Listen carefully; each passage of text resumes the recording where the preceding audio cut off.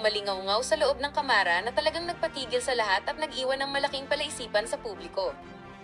Sa gitna ng pagdinig tungkol sa Kaba ng Bayan, diretsahang kinuwestiyon ng isang mambabatas ang tila pag-asta ng isang matataas na opisyal ng gobyerno pagdating sa pagdedesisyon sa bilyon-bilyong pondo ng sambayanang Pilipino. Ang naging sentro ng usapin ay ang bilyon-bilyong pondo mula sa mga dibidendo na tila inililipat at ginagamit sa mga paraang hindi dumaan sa tamang proseso at pahintulot ng Kongreso. Sa gitna ng mainit na diskusyon, binitawan ng isang napakatapang na pasaring na tila nagtatanong kung sino nga ba ang tunay na may huling salita sa ating bansa.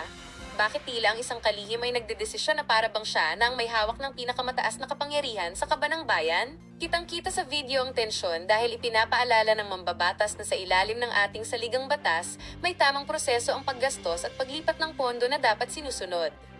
Ang pag-asta na tila Pangulo pagdating sa mga bilyon-bilyong pondo ay tila lumalampas na sa mandato ng isang itinalagang opisyal. Binigyang diin sa hearing na ang bawat piso ay dapat may basbas ng mga kinatawan ng bayan at hindi pwedeng desisyon lang ng iisang departamento ang manaig, lalo na kung ang usapin ay ang paggamit ng pondo sa labas ng orihinal na layunin nito. Para sa ating mga katinig, ito ay isang mahalagang babala na kailangang manatili ang check and balance para matiyak na walang lumalampas sa kanilang kapangyarihan at ang batas ang laging nasusunod sa pagpapatakbo ng ating ekonomiya. Kayo mga katinig, ano ang inyong pananaw sa matapang na paghaharap na ito?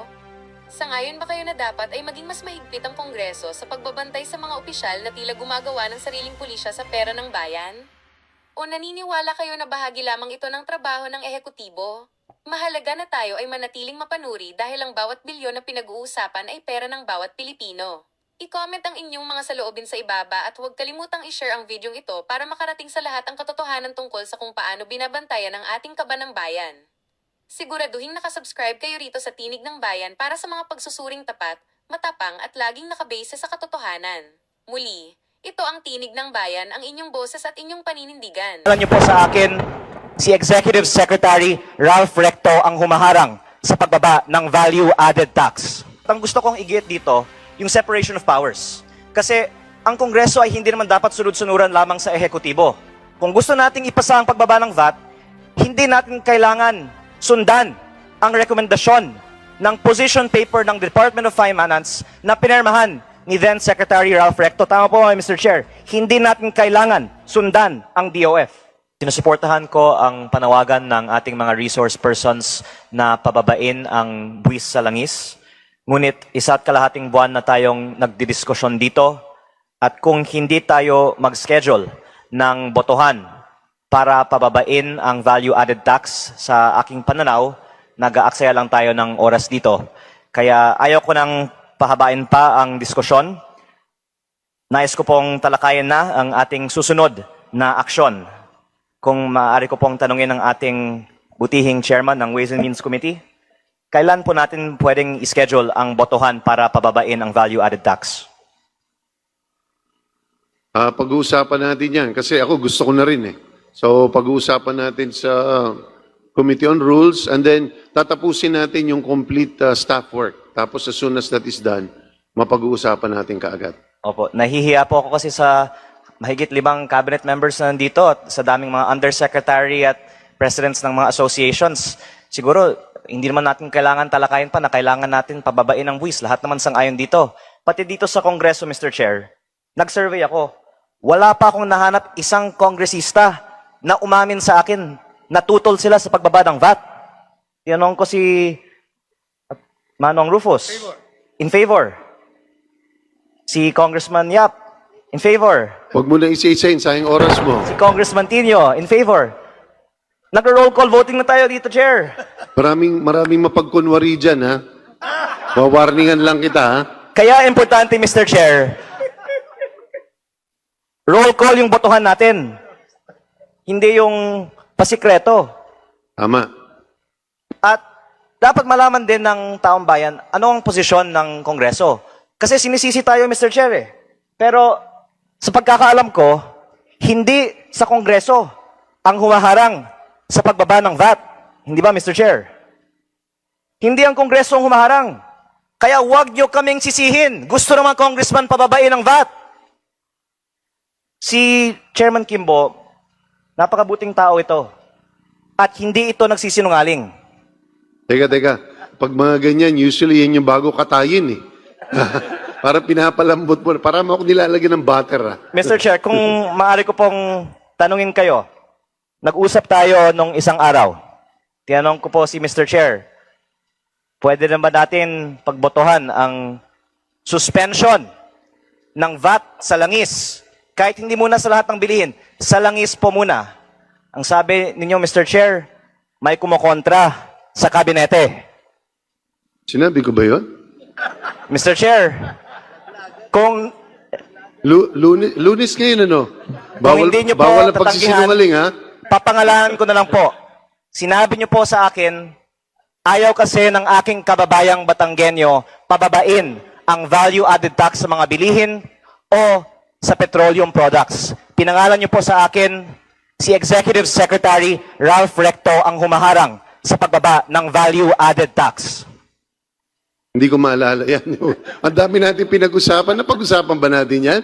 Opo, Mr. Chair. No, but levity aside, I think the question should be addressed to our economic managers Pero, because I think it's a very pressing matter, a pressing issue. Mr. Chair, I think yung Department of Finance kasi nagpahayag na ng kanilang posisyon. Natutol nga sila sa pagbaba ng value-added tax. At ang gusto kong igit dito, yung separation of powers. Kasi ang Kongreso ay hindi naman dapat sunod-sunuran lamang sa ehekutibo. Kung gusto nating ipasa ang pagbaba ng VAT, hindi natin kailangan sundan ang rekomendasyon ng position paper ng Department of Finance na pinirmahan ni then Secretary Ralph Recto. Tama po, Mr. Chair. Hindi natin kailangan sundan ang DOF. Well, paalala ko lang uli, Kong Lean, nakapangalan ng aking paboritong anak. Ha? Ang Secretary ng Finance ngayon ay hindi na si... Opo, pero inamin niyo sa akin, Mr. Chair, dahil siya ay Executive Secretary, nilalalim mo lang ang aking pagbulgar ng ating confidential na diskusyon. Sinabi ninyo sa akin, Mr. Chair, si ES, hindi mo nga sinabi recto eh, si ES, walang ibang ES naman, Mr. Chair, di ba? No, but in all Ay seriousness... ayaw na ibaba ang VAT. Mr. Chair, I would just like to put it on the record. Totoo ba ang sinasabi ko na nag-usap tayo tungkol sa pagtutol ni ES sa pagbaba ng VAT o hindi? Mr. Chairman, point of order. I'm sorry, gusto Ikaw ko na lang bang ginigrill? linawin, Ikaw hindi na po ako tinatanong? nagsisinungaling dito. Totoo ba o hindi na si ES ay nagpahayag ng kanyang pagtutol sa pagbaba ng VAT?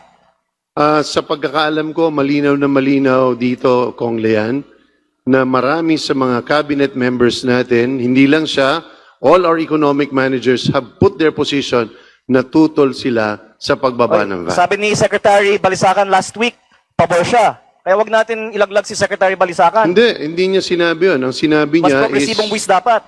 ang sinabi niya is kailangan natin balansin at makita kung ano magiging Pero epekto. ang sinabi niya, kailangan mas progresibo ang buwis.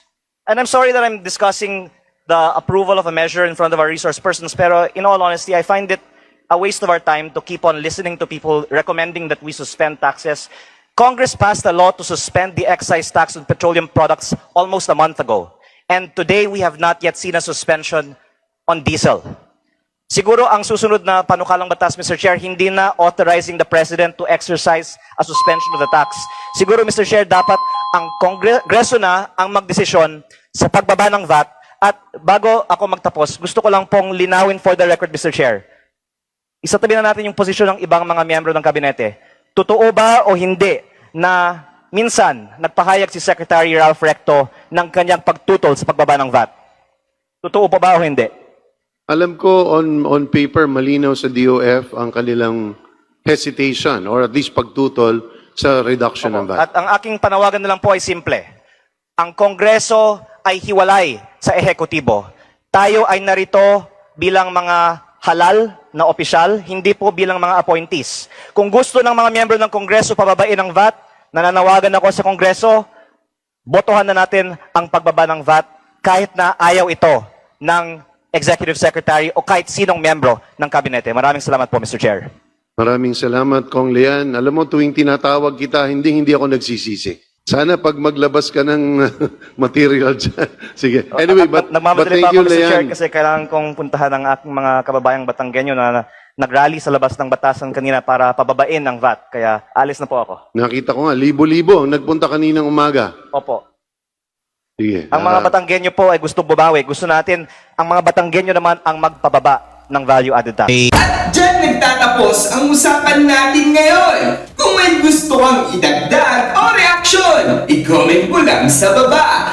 Boses mo'y mahalaga. Huwag kalimutang i-like, share, at subscribe para sama-sama nating palakasin ang tinig ng bayan. Hanggang sa susunod, tandaan, ang may alam, may laban! Awesome!